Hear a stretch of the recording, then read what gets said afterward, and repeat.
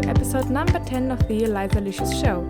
I'm your host, Elisa Jankowski, a business administration student, yoga teacher, marathon runner, and currently finishing my plant-based nutritionist degree. I'm here to help you to achieve a healthier, happier, and more sustainable life.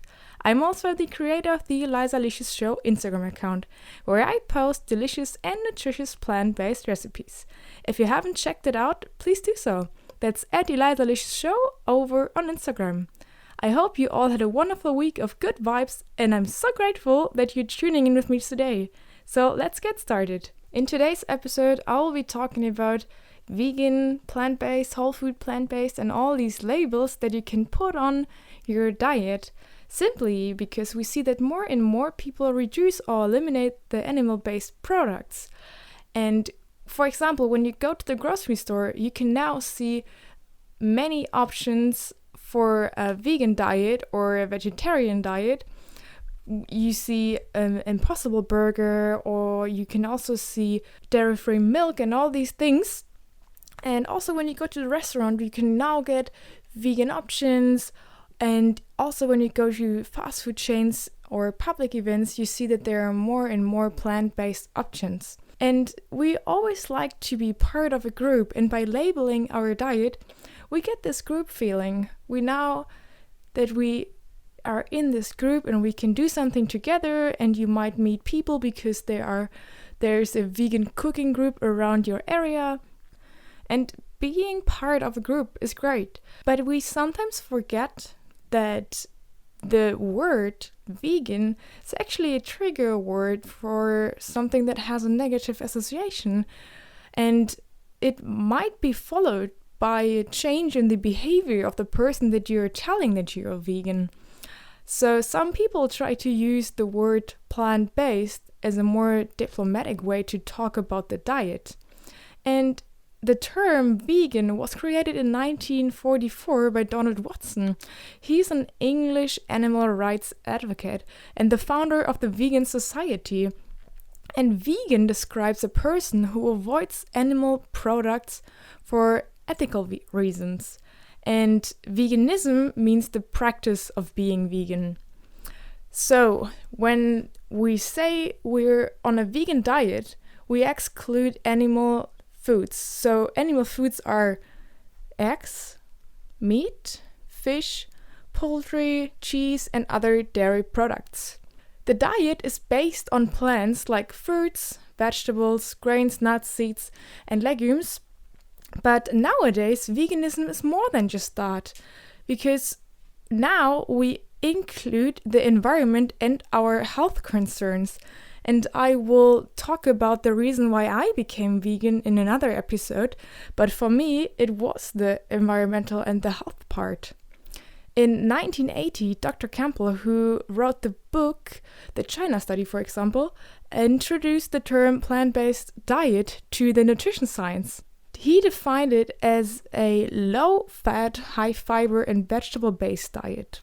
And today we can see that 1 to 2% of the population in our world follows a vegan diet.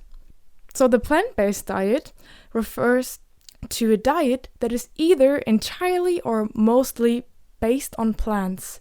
And when something is based on plants, you can imagine you have your plate in front of you, and most of the foods that you can see are plants.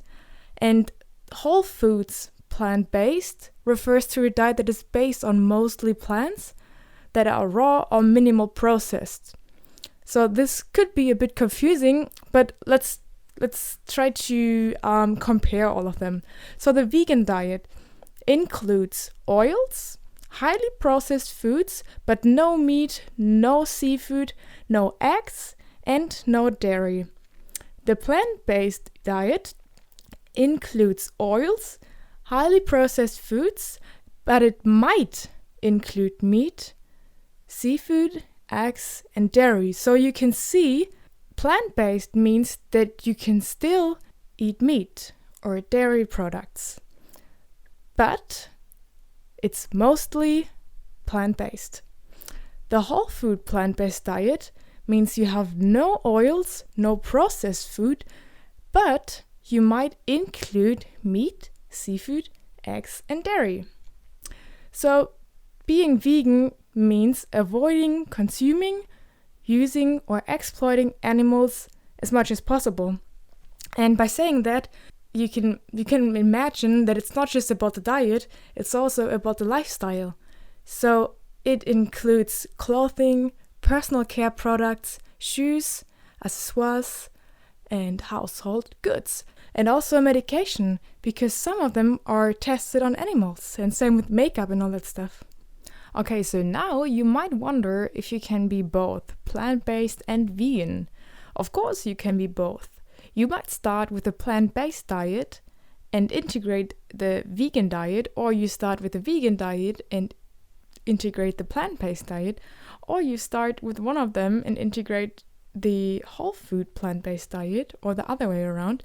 You can choose whatever you want to do, and you can choose how you want to label your diet. And to wrap this up, I want to summarize the key elements of today's episode.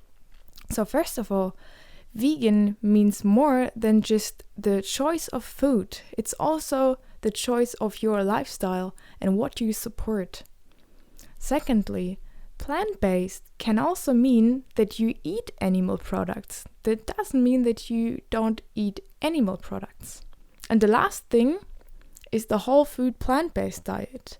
Here we're talking about choosing the unprocessed foods, but it's still possible to eat animal-based products.